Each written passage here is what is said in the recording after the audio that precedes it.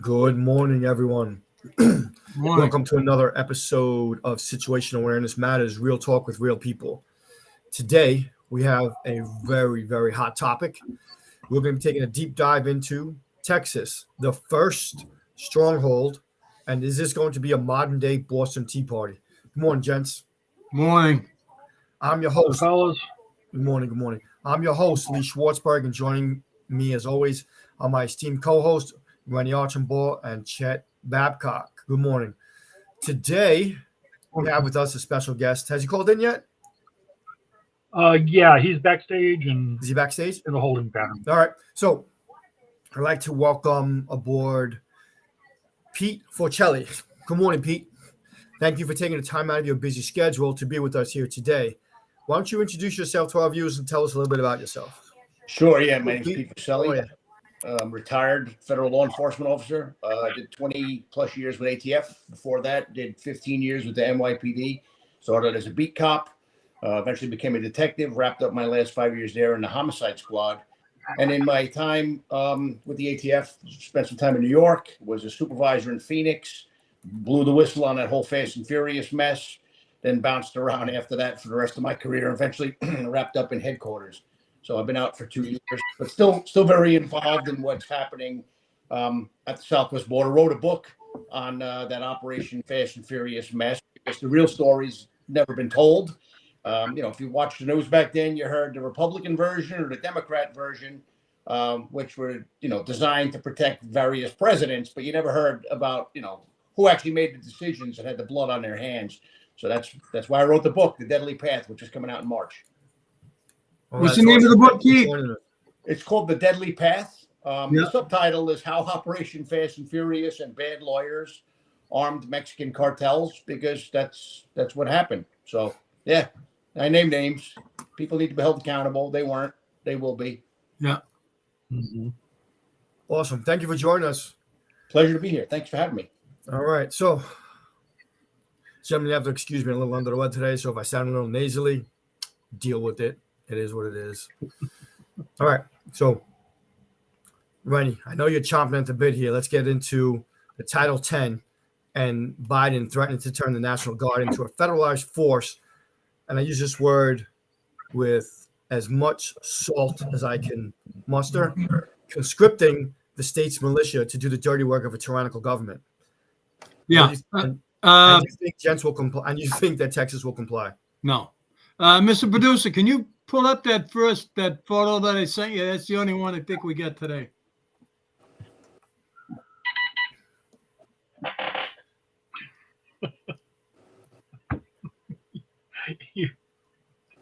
Yeah, can you hear me now? A little bit better. My radars aren't covered anymore. All right, waiting on the first video. It's only a photo. Or maybe not. Anyway, I saw this morning. I thought it was interesting, and I listened. I listened to some of it. Ex-FBI officials warning of imminent border danger. And they're saying how military-age males cross the border and how it's imminent that October 7th incident is bound to happen here in the United States. So thank you, Mr. Producer. You can take that down now. Because I want to ask Pete a question on that. But anyway, I did some research into Title 10. Before I go into it, I heard last night that the governor of the state of New Hampshire is thinking of sending state troopers down to Mexico instead of National Guard. Wow, nice. I did some extensive research into Title 10, and the way I read Title 10, I don't think Biden can Title 10 the National Guard to stop them, to take control of them, to stop them from what they're doing on the border. The Texas National Guard guys, anyway. They can only provide assistance to help, not make matters worse. But that being said, and I don't think Texas is going to comply because Abbott's already said ain't going to happen. In fact, they're putting out more wire daily. So, Right.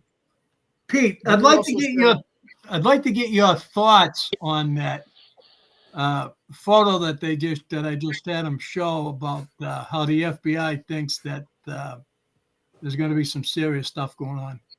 Well, I mean, look, that's the obvious, I think. I mean, recently they had that guy they caught crossing the border who I believe was the head of an Azerbaijani terror group. You know, I mean, he said, "You're going to know who I am." Yeah. I mean, how much You more don't know who I am. Yeah, yeah. I mean, how much more plain can it be? And you know, the thing that really upsets me. Look, I'm not a very political person. You know, when I took my oath to the Constitution, it was to the people, not to a party, not to a president, not to an organization. You know, and I firmly believe that I gave my word to the American people. And look, the government's primary function is to keep Americans safe, you know, from all enemies, domestic and, you know, those abroad.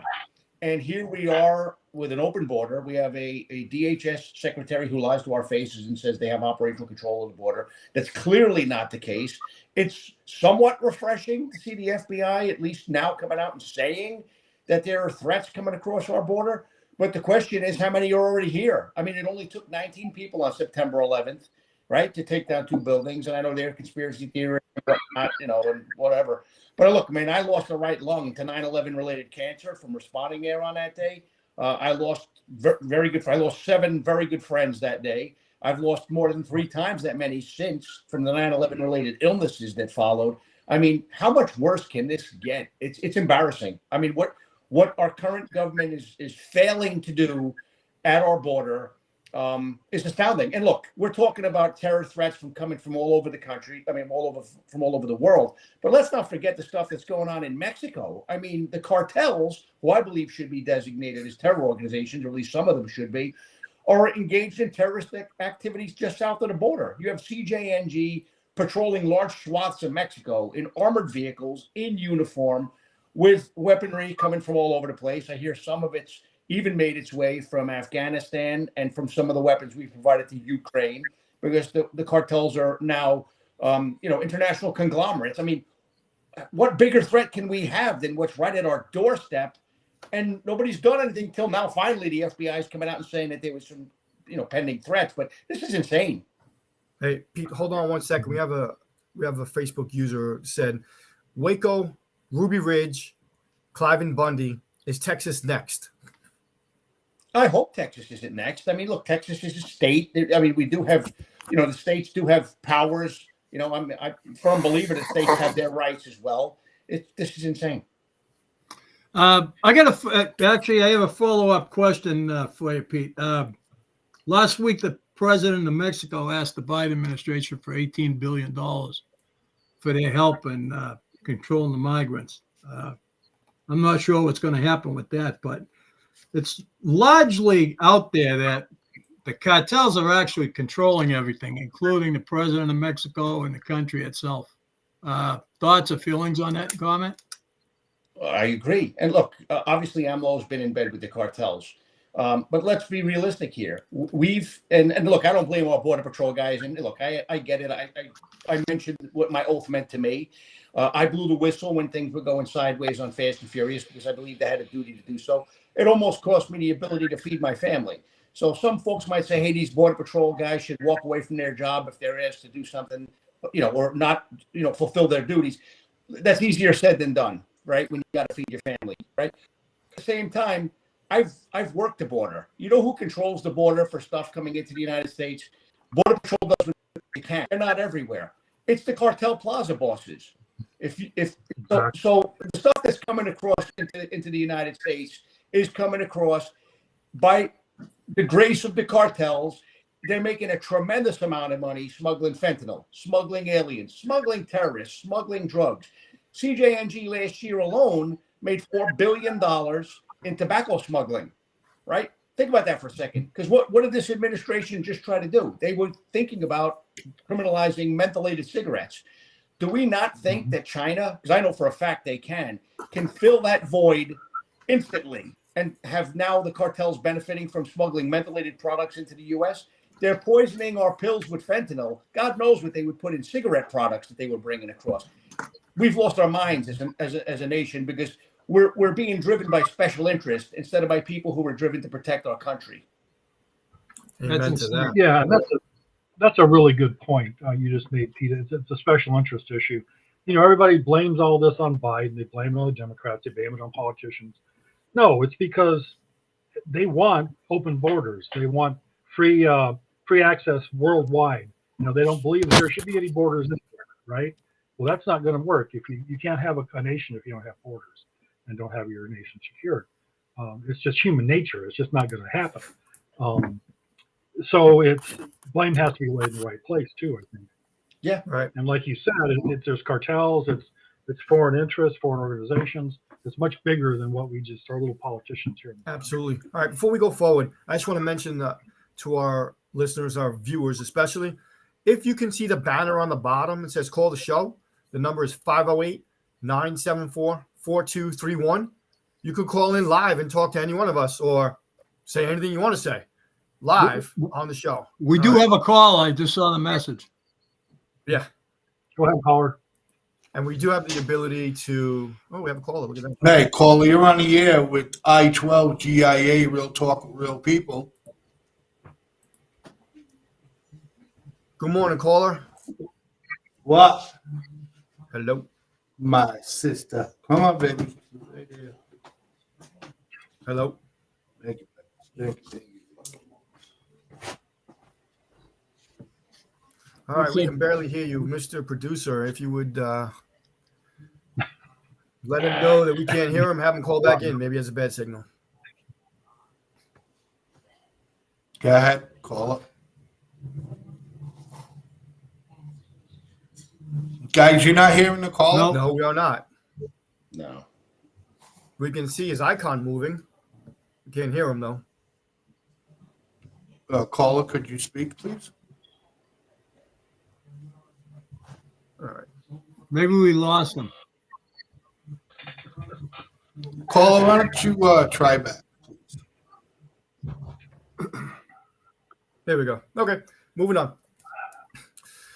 Always fun to be live. Absolutely. Yeah, maybe you're a little shy. Who knows? All right. All right, moving on. Pete, since you're here, and I know you're chomping at the bit to get to this, let's talk about why Mexico is suing the United States government and what it's all about. Well, look, my honest belief is that Mexico is doing this because they have a problem with, they say, U.S. guns are making their way into Mexico, and they are. But what they're not keeping in mind is, and I can tell you this from firsthand experience, look, there are people who misuse firearms, right? People ask for more gun laws. I can tell you for a fact that when I worked in Phoenix, we were catching people who were arming the cartels time and time and time again. And we had a U.S. Attorney's Office that refused to prosecute people. And so in the next breath, they're asking for more gun laws when they're not even using the straw purchasing law that was on the books, right? And look, these weren't people buying guns to give to their buddies. These weren't people buying guns because they wanted to go hunting. These were people who were buying guns, knowingly giving them to cartels who were butchering human beings south of the border. It didn't become an issue till Border Patrol agent Brian Terry was murdered, right? So I don't get it. The gun industry, they called us without fail. And one of three scenarios would unfold. They would call us because there'd be a suspicious transaction going on. They knew these folks were armored cartels. They would call us before they would make that transaction. We would get to the parking lot. We would seize the guns from the bad guys heading south after we'd catch them in a bunch of lies, knowing they were arming the cartels. Hey, Pete. Yeah. Hold on 1 second. Looks like we have another caller. Yeah, sure. Thank you. All right, caller, you're live. Hello. I can't be the only one with technical difficulties today. This is. I don't think he took the icon down. Oh, he did. I can see the icon moving. All right. Caller, can you hear the panel? Mr. Producer, can you hear the caller? I can hear the caller just fine. We cannot. Yeah, I can't either. Yeah, I mean, I got you full blast, caller. Go ahead.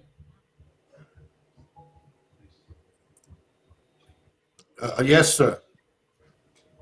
No, we do not hear the caller at all. We see the caller's icon pulsing as if he's talking, but there's no audio coming through on our end.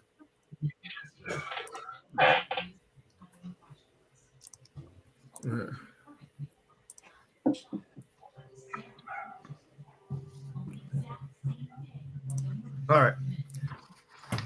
All right, let's try again. Okay, we're not. Okay, we're not. And he had a question for the FBI gentleman, but I'm gonna work in the background. Gentlemen, I can hear the caller absolutely fine. You guys can hear me, which I don't understand why you're not hearing the caller as well. Getting everything off the board, right? Did you Yep. just hear that sound? Nope. No, Nope. Nothing. Nothing. nothing. All right. That's a technical issue, and I will handle it. The caller will call back. Okay, no problem. Sorry, caller. Okay. Right. All right. Sorry, Pete. Yeah, no Back to worries. you. So look, like I was saying, I mean, look, the dealers called us without fail. And then in the instances where we couldn't get out there because we were tied up with other stuff, they would hold off on that sale until we can get there and maybe tell the person they failed next, come back tomorrow, next didn't come back. So they were never letting guns right off into the sunset like ATF did in Fast and Furious.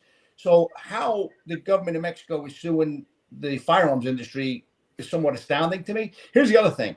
We did sometimes surveillance at the border just to watch what was going on, just to identify who the players were. And it goes to what I was saying before about the cartels controlling the border, stuff going south. Aduana, which is Mexican customs, would let some of these traffickers go right across without screening their cars, because if they got the right wink or the right signal from the plaza boss, they were going to do so. They're not armed, right? So I get it. Their fear of the cartel, their fear of them or their family getting killed is an issue. But hey, man, how about if Mexico, if you're that concerned about what's coming into your country, arm your border guards? So, I mean, for them to blame the firearms industry to me is a bit upsetting, especially when our government in many parts of the United States don't prosecute the people who are feeding the beast, who are giving the guns to the cartels. And here's something that you read about in my book. We didn't just have people arming the cartels with guns. We investigated a guy who was not only taking the AK variant rifles that are semi-automatic rifles, as you guys know, or the AR-15s, which are civilianized semi-automatic rifles. We investigated a guy who was converting those rifles into machine guns in Mexico, who admitted to us that he was making grenades for the cartels in Mexico. We caught him crossing the border with 114 disassembled grenades hidden in his tires going into Mexico. And the U.S. Attorney's Office in Phoenix refused to prosecute him. This guy was, in essence, the armor to the Sinaloa cartel, and they allowed him to operate unabated for over a year. So now how the government of Mexico is going to sue the firearms industry, who were good partners to ATF, and I know that sounds ironic, it's upsetting to me. And look, I truly believe that a large portion of this lawsuit is being funded by special interest groups here in the United States that are helping. Exactly. And that's just my honest opinion, because it just makes sense to me. These folks, especially now you have the Office of the Gun Czar in the White House, which is driving a lot of ATF's decisions right now, this whole zero tolerance policy towards the FFL community, which I disagree with, because, again, the FFLs tipped us off. They were good partners. We love to say in military and law enforcement, never leave a man behind. Under the current director of ATF, they have left a man behind, that man being the firearms industry, who were good partners. Now, in my entire 20 years with ATF, I investigated one dirty licensed gun dealer. One in 20 years. Mostly good people running honest businesses, trying to make a living. It's not like they're portrayed in the media where they'll sell you one gun over the table and then three under the table. They were good people. They cared about public safety. They're pro-law enforcement. They're pro-United States. And what our country's doing to them is a disservice, in my opinion. And this lawsuit's a joke. And I hope it gets thrown out. Pete, I got a follow-up question in one of your comments. Why do you think that the U.S. Attorney's Office didn't want to prosecute those people? Well, look, I'm going to be honest. My opinion is kind of twofold. One is they were lazy, right? They were lazy. They didn't want to get caught up. Take it to the county was what they used to say with a lot of these defendants. The problem is some of these bad guys, sometimes there wasn't an underlying state crime, right? But here's the other thing. During Fast and Furious, the folks in Phoenix and some folks in headquarters and DOJ were giddy about the whole concept of passing demand letter 3. You folks, I believe, probably know what that is. But for those who don't, that are on the call, if you go in and buy 2 Derringer pistols somewhere in the United States, right, capable of firing 4 shots if both are fully loaded, right, you had to fill out a multiple sale form. That form did not have to be filled out for rifle purchases. As a result of demand letter number 3, Now, in the border states, if you go in and buy more than one rifle, that form is filled out and sent to ATF. That didn't happen before Fast and Furious. And I wasn't in D.C. to hear the discussions happening, so I'm not going to lie and say I know what was going through Holder's mind or anybody else's mind. But I know from the discussions in Phoenix, they were happy that Fast and Furious may help them implement Demand Letter 3. If that's the case, it's a disgrace, obviously, because there's a dead Border Patrol agent and countless dead Mexicans. So I hope it wasn't to implement that policy, but those are the discussions that I would hear when I was there, and that's what I spoke to Congress about back in the day. And look, the fact is, some of those folks involved in those decisions are still sitting in the U.S. Attorney's Office in Phoenix, and some of those people are still sitting in positions in DOJ. So, I mean, you talk about accountability. I've always held myself accountable, done my best to do so. Yet DOJ didn't hold folks who have blood on their hands accountable. Said.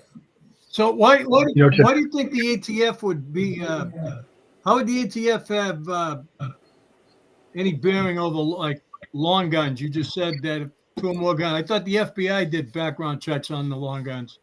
Well, they do the background checks, Yeah. but they don't investigate the situations where those guns are sold to people who wouldn't pass a back. In fact, if someone purchased a gun and then the background check comes back later and it turns out they shouldn't have the gun, FBI refers that case to ATF. It's called a delayed denial. And then ATF agents go contact that person and say, hey, you're not supposed to have the gun. You can surrender it, turn it back to the FFL, transfer it to a family member who isn't prohibited. So, I mean, there's a lot of options, but the background check itself is, you're correct, done by the FBI. Yeah. So, okay. yeah. Good morning, Mr. B. How are you? To expand a little bit on lazy prosecutors, yeah, you hit that right on the nail, right on the head. Yeah. I work mainly in Southern Arizona, so we have kind of a combined area of operations here. We would do dope deals all the time involving guns. Mm-hmm. We would buy dope, we would buy guns, right? Well, the prosecutors would come in because they're all about case closure, right? Yeah. That's their whole purpose in life. Let's close this case out. So for my cases, and I have personal experience on this, they would take a gun case and beat the defendant over the head with it and say, plead guilty to this narcotics case, and we'll let the gun case fly. Right. And that was almost given. That happened constantly. So it doesn't matter if the crime is loitering and vagrancy and trespassing or homicide. If you can't get somebody to prosecute these cases, it doesn't matter how many arrests that you make. Yeah. Because it lies within the key of prosecution. And you have all these Soros-funded prosecutors running around all over the country right now, causing messes everywhere they go. And that has something to do with all this shit too. Yeah, no doubt. Hey, listen, here's a little tidbit. One of the straw purchasers in the Fast and Furious case, and I was not involved in that case. I was in a different group. We did our jobs. One of the straw purchasers in the Fast and Furious case, before the U.S. Attorney's Office thought he was worth indicting, himself purchased over 800 guns that he sent to the cartels. I mean, 800. Think about that. Again, not selling guns to supplement his income, selling it to guys who hunt and use it for camping or sportsman stuff. These guys were butchering human beings south of the border. One straw purchaser, his last name was Osario, over 800 guns before they finally decided, hey, I think we should indict this guy. Think about that for a second. Astounding. So do you think our government is complicit in that? Do you think they're trying to further an agenda? I don't know what their motivations were, but I mean, I would say they're clearly complicit when you say that 800 guns were smuggled to the cartel by one person who remained a free man, and people were getting slaughtered. I'll tell you another quick case that I discuss in the book.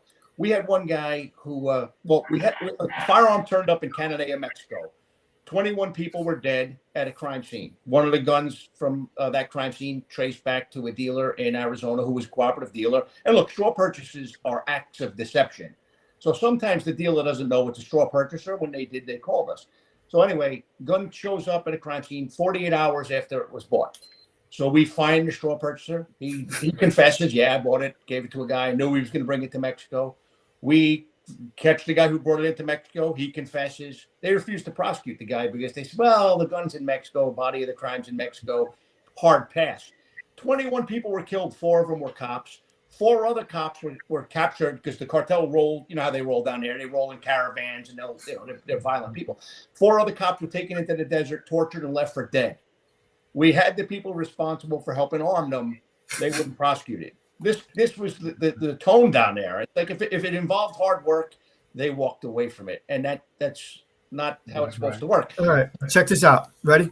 Mexico filed this lawsuit in August of 2021, alleging the defendants, among them brands including Smith & Wesson, Colt, and Glock, design, market, and distribute and sell guns in ways, and it's in quotes, that arm Mexican drug cartels, contributing significantly to a rise in gun violence within Mexico despite strong regulations. And then underneath that, federal appeals court rules Mexico can sue the U.S. gun makers. So now these jabronis have the legal authority to bring this lawsuit. What the hell? Yeah. Special interest groups. And I somewhat agree with that. I believe we should rephrase that and say, follow the goddamn money, and you'll see who's pushing it. That's all. Yeah. And look, so I see somebody asked, what's a straw purchase? A straw purchase is when somebody goes in and intentionally buys a gun knowing they're going to give it to somebody who shouldn't have it. So that's what a straw purchase is. It's the person who goes in, they lie on a form saying that they're buying the gun for themselves. Or, there's other lies on forms as well, as we see with the Hunter Biden mess.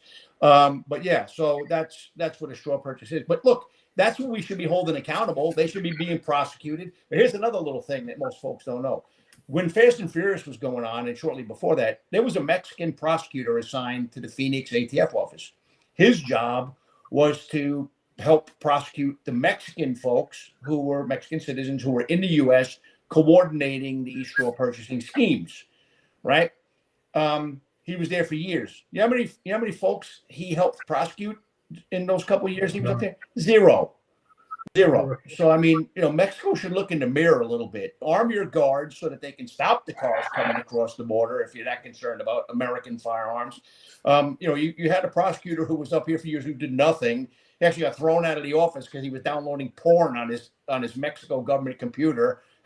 So God knows what he was doing in his office with his door closed during those times. So, I mean, it's just, it shocks the conscience, man. It's just that over the top weird. But I firmly believe that there are special interest groups in our country who are helping drive this machine. Okay, we have a question. You guys remember? Hold on, John, one second. One second. Yeah, we have a question from Mr. B. What about the situation with the school shooter who was given a legally purchased gun by his parents? Right, the four of us already know what this is, right? For those, go ahead, Chet. Yeah, I don't want to say it's irrelevant, but it's kind of irrelevant to this conversation. That's a gun control issue, right? And we're kind of dealing really with going back and forth, smuggling in and out of Mexico. Legally purchased guns, the dealer or the gun seller has no liability or responsibility towards what the gun's used for. Right. Yeah, it's bottom line. Simple as that. Well, I can tell you this, and again, I know we're getting off topic a little bit. I was the supervisor of the Miami ATF office when Parkland happened, when the Pulse nightclub shooting happened, when the mass shooting at Fort Lauderdale Airport happened, and you're spot on. In all of those instances, no gun dealer, no member of the firearms industry broke any law. In fact, what I'll say, which is somewhat concerning, is each of those shootings, let's go further, the Sarneff brothers, Dylan Roof, the San Bernardino shooters, right, which were terrorists. In Las Vegas? Yeah, Las Vegas. Well, I'm not sure about the Vegas guy, but all of the other ones I just spoke of, those shooters were on law enforcement's radar, the FBI specifically. And in all of those instances, not much was done to really surveil them or to do anything. So, again, it's not the industry's problem. And in those instances, look, it's not even on the public because the public tip people off. And instead of doing a thorough investigation, I know for Omar Mateen, for example, they interviewed him. Are you a terrorist? No. Okay, have a nice day. The guy who did the mass shooting at Fort Lauderdale Airport, they interviewed him. He posted stuff on YouTube saying he had an allegiance to ISIS. They decided he was a little bit of a nut job. The FBI gave him his pistol back. He put it in his luggage, checked it, with TSA, followed the TSA regulations. When he got out of his plane at Fort Lauderdale Airport, took his bag off the carousel, went into the bathroom, loaded it up, and came out blazing. Again, that's not the gun industry's thing. And look, with like Nicholas Cruz, he had mental health issues as well. But look, we want to worry about HIPAA and stuff doesn't get reported because we want to protect people's privacy. Can't blame the gun industry. I mean, he passed the background check. The dealer followed the law. you know. So anyway, yeah. Pete, I got an off-topic question for you. So I got a good friend that asked me, and I advised against it. Her son-in-law was only 20. Wants to buy him a gun and gift it to him until he turns 21. Rennie, hold on. We got another caller. I tell her she Rennie. can't do it. She said to me that the dealer is telling her that she can do it. Rennie, we have another caller. Hold on one second. Let's see if we can get this one live. Caller, you're live. You got 5 seconds, and then we're going to dump it because this is an ongoing issue. Caller, you're live. Hello. We are all right. Go ahead, caller. Okay, we still can't hear him. I know he's not talking. Go ahead, caller.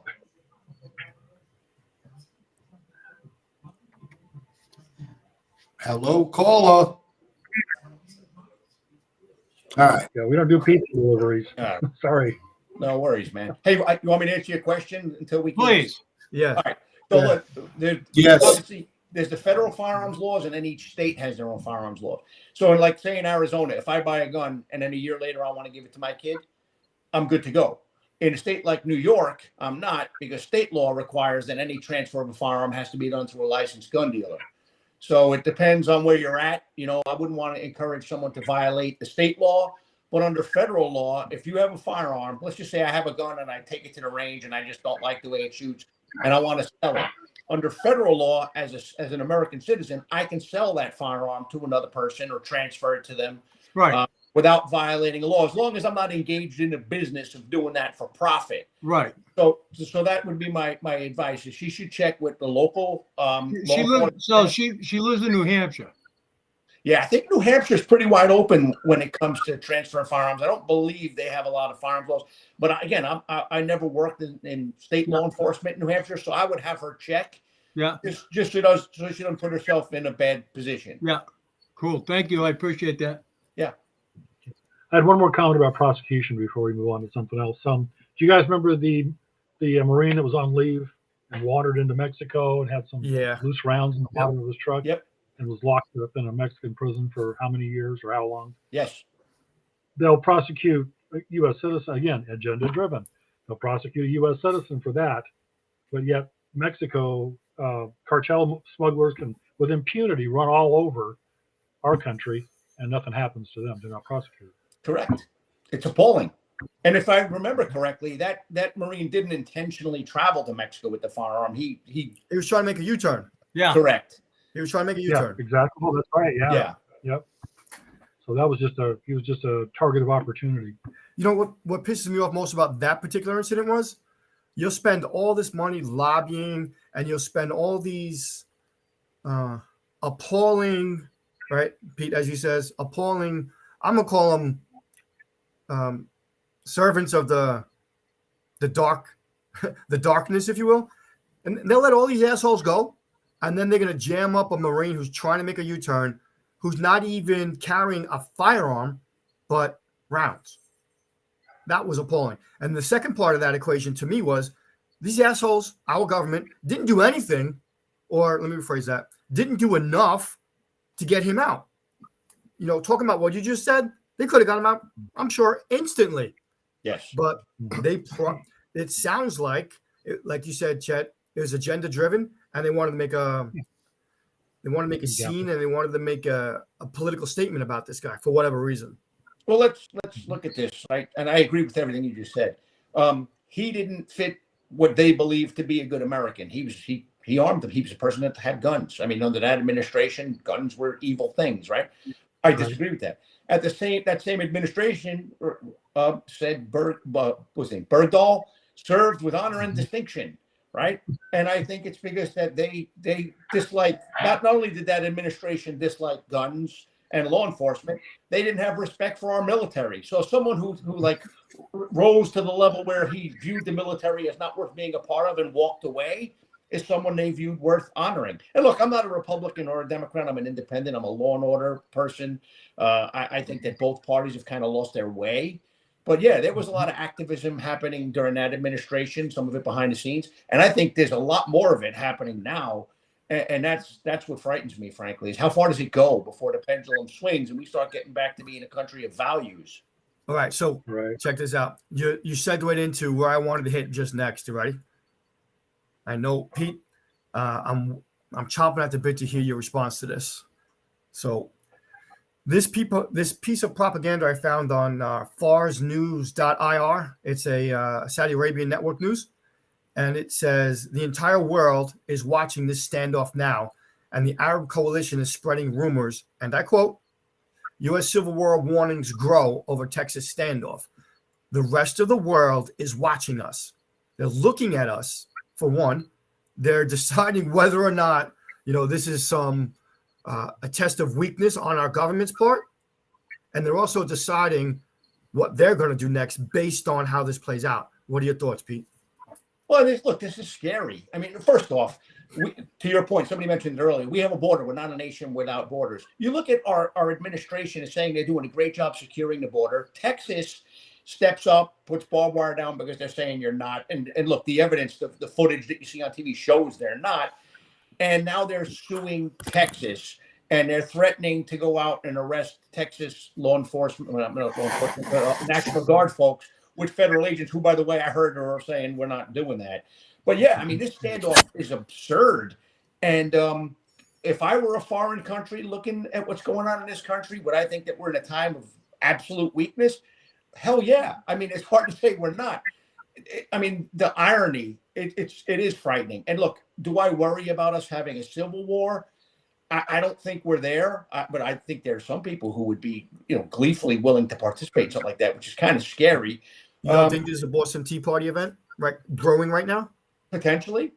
Look, do I think that there are people who are jumping in their cars, arming themselves, going down there saying, "Let me help Texas"? Absolutely. Do I think that cooler heads in Washington, D.C. should prevail and rethink their strategy and actually secure the border? Absolutely. I mean, we're in a scary time right now. And then when you couple that with what's going on in our large cities where you have smash and grab robberies, you have assaults taking place. We're in a place that's unlike anything I've ever seen. I speak from time to time at the 9/11 Memorial Museum about 9/11. And so I've been traveling back to New York. I was part of the NYPD in the 90s when things turned around, and Times Square, which was absurd in the 80s and early 90s, like an open air drug and sex market. I was there, when they turned it around. They had Pokemon stores and Disney and Applebee's and whatnot. I went back there a few months ago, and I was astounded to see it's as bad as it was pre-Giuliani. So man, this country better get its act together and start getting back to enforcing the law and people respecting one another. Or we're in a bad place. But yeah, this divisiveness that's going on, and a lot of it's driven from the White House. I listen to what Biden says when you can understand what he's saying. It's divisive rhetoric. And then you look at his cabinet officials. I mean, it's a collection of activists. It's pretty clear that there's agendas happening that aren't in the best interest of our country. They're divisive, and it's not law and order. It's not respect one another. We have a nation where we have people at each other's throats, and that wasn't this way until about 3 years ago. Hey, Pete, were you NYPD during 9/11? No, I had left NYPD in May of 2001. I was an ATF agent by that time. Our offices were in the World Trade Center, so I was there from shortly after the first plane hit. Spent about 3 days on site trying to help. Wasn't many people to help. You either got out or you died. So, but no, I was already gone from the NYPD. But 6 cops I worked with that I knew well. I mean, we went to barbecues together, and one fireman that I knew who was a cop that jumped ship to the fireman died that day. So I lost 7 good friends on 9/11. Yeah, I was with the fire department. I spent 8.5 months there. I got 2 World Trade Center illnesses I'm being treated for now. You're in the program, I hope. I am. I get paid already for 2 of them. Yeah. Good. Yeah, I got my separate health insurance and everything. Thanks for your service down there, brother. Thanks, bro. All right. Now, let's hit on the White House's response to this. We covered it a little bit before, like in bits and pieces, but I want to go with how they drag the Supreme Court in and how Texas is still defying the Supreme Court. And then, subsection C, paragraph 3, subtext A, whatever, right? Texas' response is, to you, everybody, to the Border Patrol and everybody. So, Randy, your thoughts first.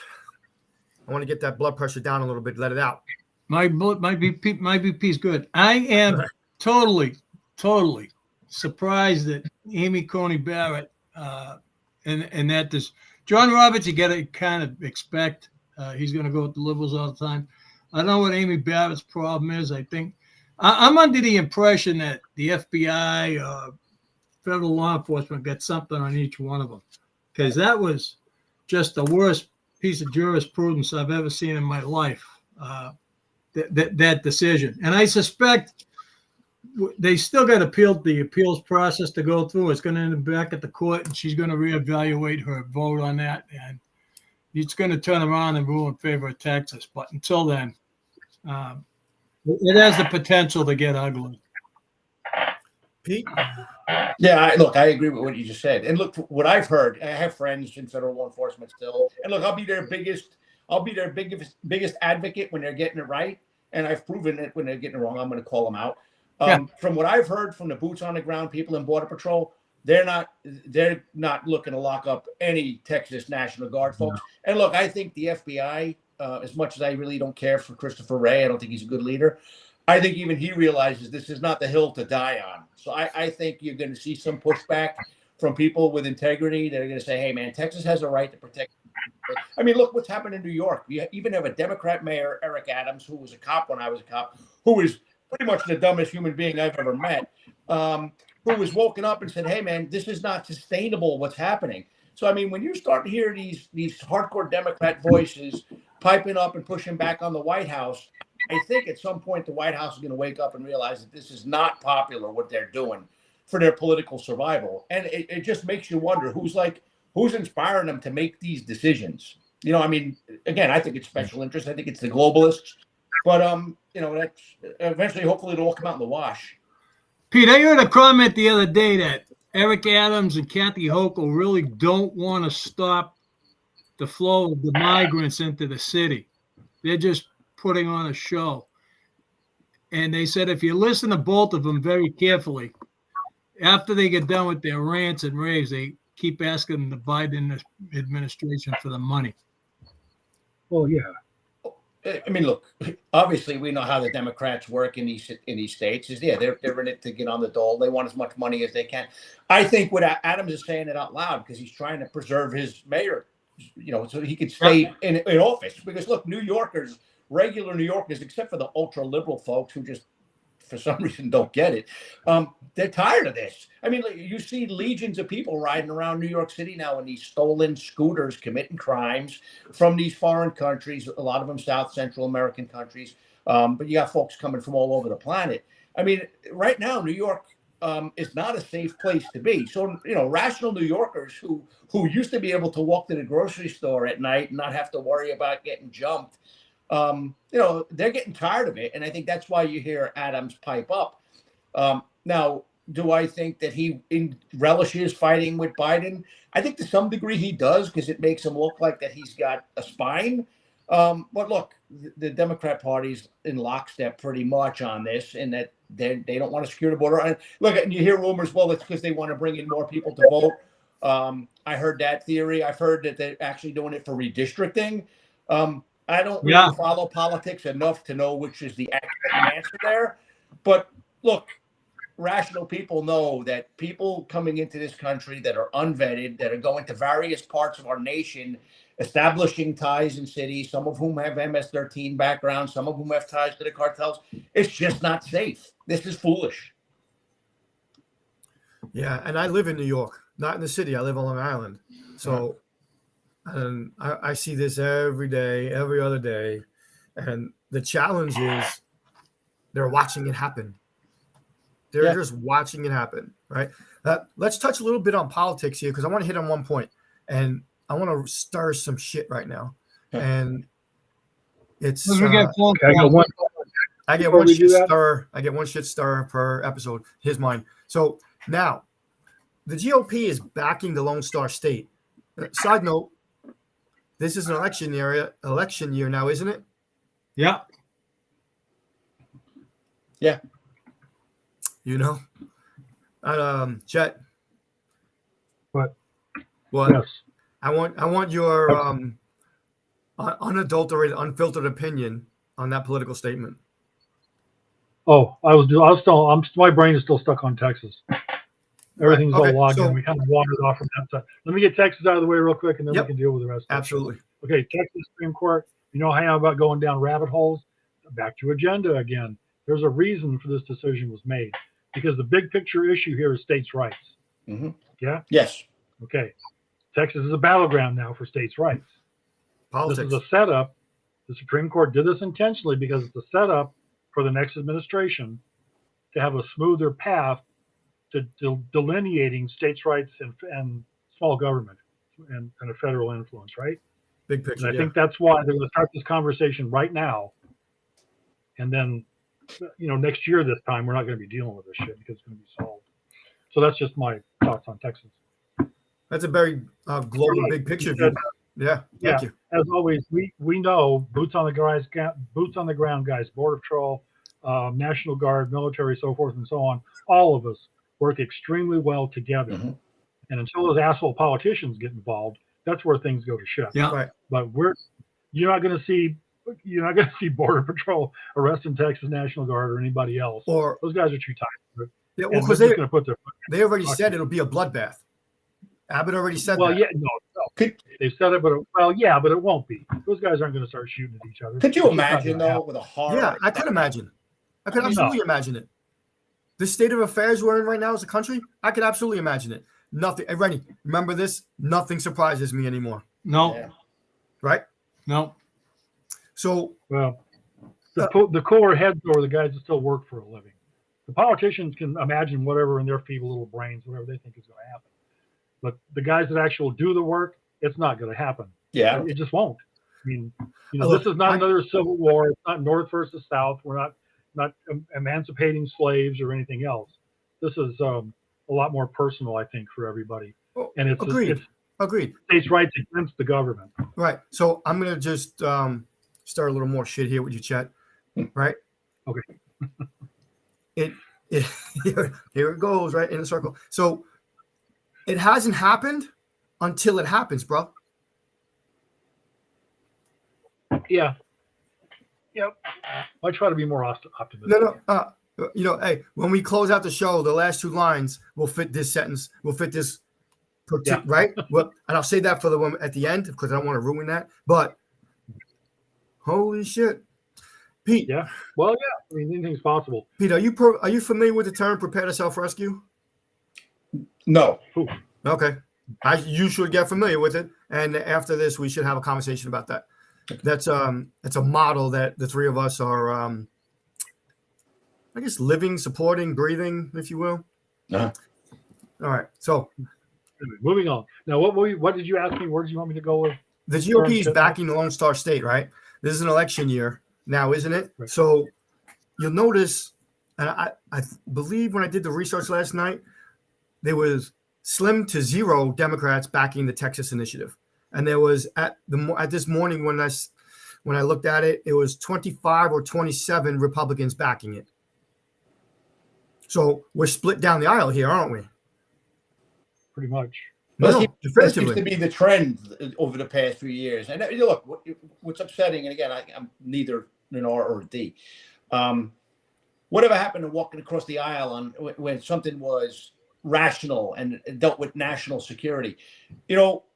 Not being a spectator from the outside, it's interesting to see how the Democrats stick together, like without fail. I mean, other than like maybe Manchin, who's now kind of walked away from the party, and the Republicans are like so fractured. I mean, if they don't get their shit together and start sticking for what they believe in, they're going to get steamrolled. And which scares me because, look, I do believe that the Republican Party tends to be pro-law enforcement, tends to be pro-national security.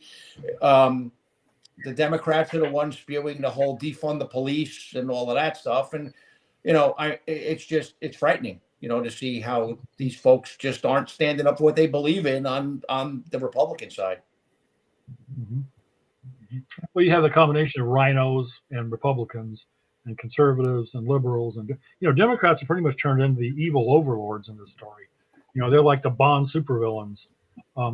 with some of the stupid shit they come up with. Well, then, But yeah, you're right. I don't know what happened to Republicans. I don't know. You're right. They've got to get focused. I think the days of civility went out the window with Tip O'Neill and all those old school politicians where they'd be at the Yeah, when Capitol Reagan- fighting during the day, and at night they'd be out having dinner and drinks and solving problems, you know? well, we know who's really running government. It's not the politicians; it's the people who are paying them. It's Yes. special interest. You know, I mean, look, this guy Soros is the devil incarnate, in my opinion. You know, I mean, he's just funded so much unrest. I mean, again, he's the one putting money in the coffers of BLM primarily. And you look at what happened in a lot of cities where, man, like, you know, pharmacies were burned to the ground, businesses were burned. You know, what folks don't realize is in these black communities, right? And I saw this as a cop. You see these young black kids going on the school bus in the morning. You see them coming off the bus in the afternoon. You didn't see them in the street. If you looked up at the apartment windows, you saw them looking out the window because their parents gave a shit and didn't let them go out running amok. I mean, the good families, which there were many.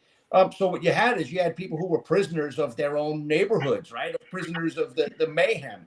Well, George Soros funded a lot of the mayhem that was happening all over the country, be it Seattle, be it Minneapolis, New York. And that's unfortunate. I mean, here's a guy who was actually paying people to go commit acts of arson, because they did, right? I mean, he would make a perfect RICO target, but you'll never see that happen because he's greasing the right pockets. And I'm not saying there aren't people on the right who pay politicians to do dumb shit too. I'm just saying right now, Soros seems to be the poster boy of special interests running this country. And I'm certain that he's probably somewhat involved in this funding of the lawsuit we were talking about earlier in Mexico as well. It's unsettling. Isn't it? I liken it to the golden rule, right? The street version of the golden rule. The man with all the gold makes the rules, no matter where he is. Yeah. Well, here's another thing. When I look at it, I'm a firm believer in free speech, right? And everyone should have a voice. But here's what I kind of get pissed off, right? So I can have a voice at my modest salary. That is my voice. When you're a guy like Soros and you can pay people to go out there and protest, right? Instead of you protesting, you're paying armies of people to be your voice. That shouldn't be, you know? So, I mean, here he's paying people to go out there and his voice leads to people assaulting other people, people extorting money, people burning stuff to the ground. They call that racketeering. Right? If I did that in any other way, that would be racketeering. And you know what happens with racketeering, right? RICO. Yeah, RICO. They lock you up and they lock up anybody else involved and they seize your assets. Exactly. I mean, so they could put George Soros out of business. And anybody on either side that decides to do similar shit, if you're damaging people's look, the free speech ends when assault or property damage begins, right? I mean, I think we could all agree that in a civilized society, you respect your neighbor. When you're breaking your neighbor's shit, or when you're burning a pharmacy down where some old woman that lives in the neighborhood, be she black, Hispanic, or white, now can't get her medication easily, man, this is bad. And it's been going on since the George Floyd riots, where it became like kind of almost like admirable in some circles to damage businesses. Yeah, because they're a symbol of white supremacy or whatever. It's just insane. Well, that's like the initial Rodney King incident. Right, but back then, look, hey man, it's like when I know we're a lot of us come from similar backgrounds. Like I started my police career under Koch. Koch was a Democrat, but he was a law and order guy, and he respected the police. David Dinkins was somewhat weaker than Koch, but even Dinkins didn't have disdain for law enforcement and for enforcement of the law. Like at what point did it become, bad to put bad people in jail? I mean, I never felt like if I made an arrest under David Dinkins, who was perceived as not being a fan of law enforcement, I never felt I had to look over my shoulder. Now, cops are afraid. I mean, you see the videos. Cops are getting their ass kicked out there. They're afraid to pull out a taser or a baton because they don't want to lose their jobs and they need to feed their families. This is mind-blowing. And it's not just New York. It's happening in big cities all over the place. And then you see like what happened in Vegas, right? Remember there was a retired police chief riding a bicycle? And you had two thugs in a car that like laughed as they mowed him down. Like, at what point did that become so fucked up that you have people who feel that that's normal? Like, I mean, no one would have done that, I don't think, 20 years ago. And now you have these young people who don't fear that there's any consequence, doing unspeakable things and posting it on social media. It's crazy. Agreed. So, Do you want to run the video on the back to the original topic of the Mexico video suing the gun manufacturers, or no? there's a video. I thought it was just a picture. No, there is a video, I believe. Mr. Producer, can you? Yeah, I run have a that video. Or maybe not. Okay. Rennie, Yes. thank you for that response. That was I missed that one. Thanks. All right. All right, so we've covered a lot here today, and I'm always at a loss for words at the end of these because, and I say this with as little political correctness as I give a shit about. This is retarded, right? Where are we going? I mean, history repeats itself, and we're doomed to make the same mistakes again. All right, never mind. There it goes. Go ahead. Yeah, you just had the video.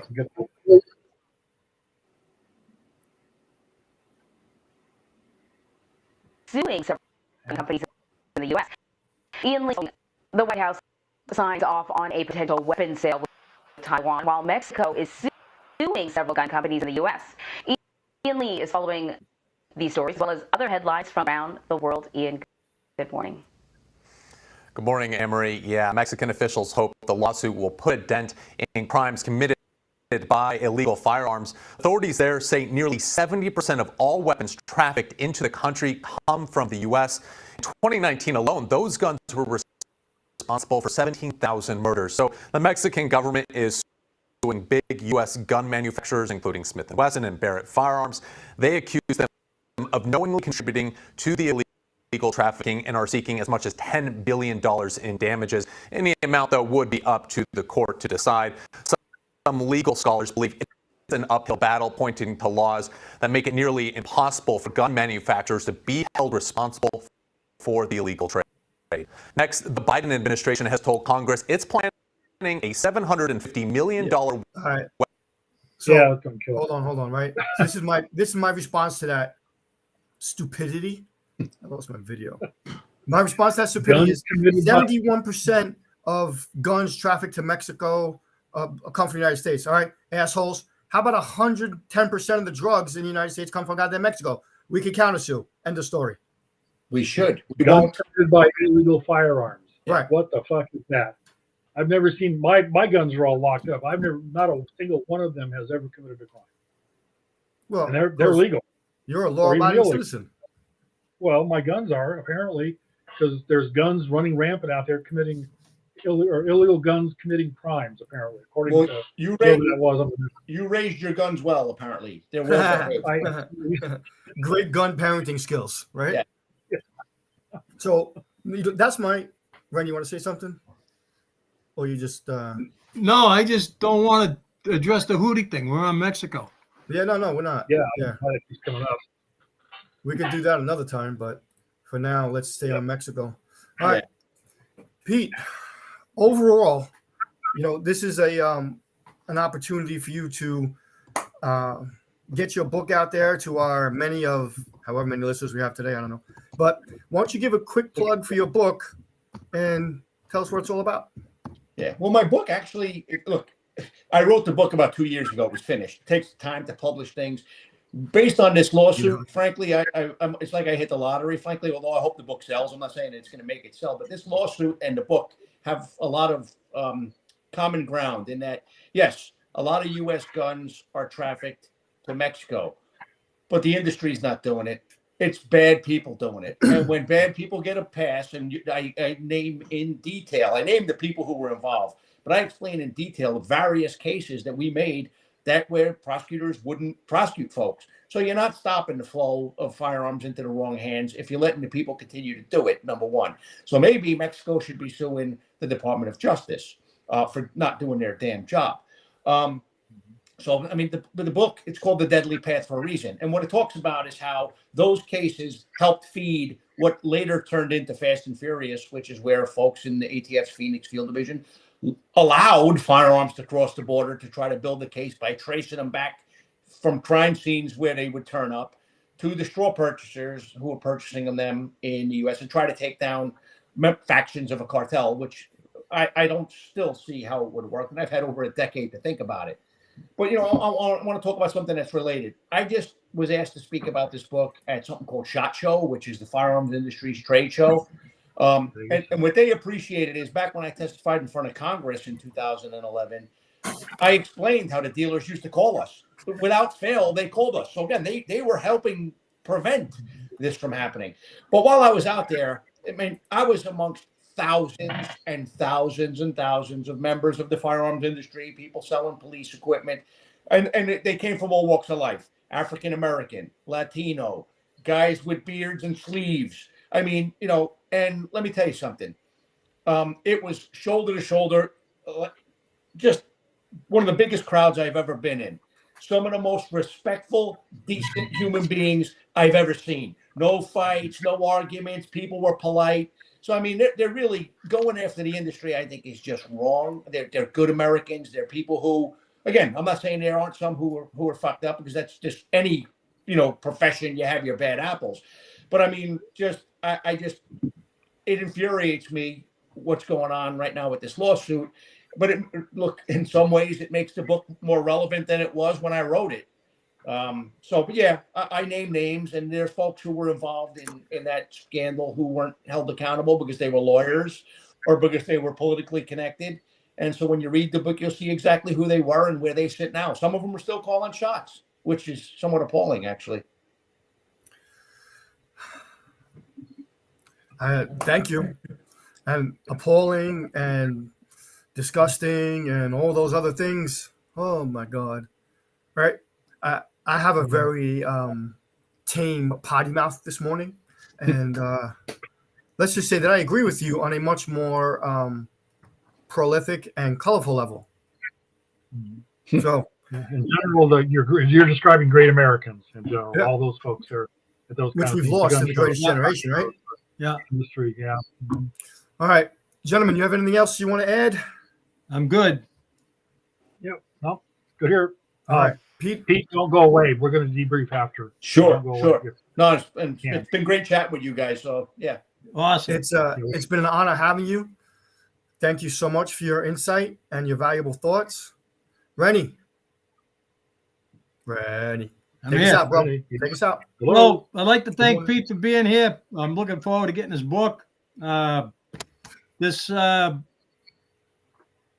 today has been sponsored by i12 GIA, Peace of Mind Training, and Chip Babcock, our lead tactical instructor. I'd also like to mention a good friend of mine, retired ATF agent Wayne Miller. He wrote a book on the arson fires he's investigated over the years. He's having a talk Monday, January 29th, 6 p.m., Codman Square Library in Dorchester. Doors open at 6 p.m. If you're local and in the area, Wayne would like to see you. Gives a great presentation on his book. We had him on a show. And so I had to put a plug in for Wayne. Yeah, it's Awesome. a great book. Pete, where can we buy your book, by the way? Amazon? It's available on Amazon now for pre-order, and it'll hit the shelves on March 5th. Awesome. Thank you so much. Gentlemen, remember, preparedness is a shared responsibility. So prepare to self-rescue. Dun, dun, dun. Don't practice until you get it right. Practice until you can't get it wrong.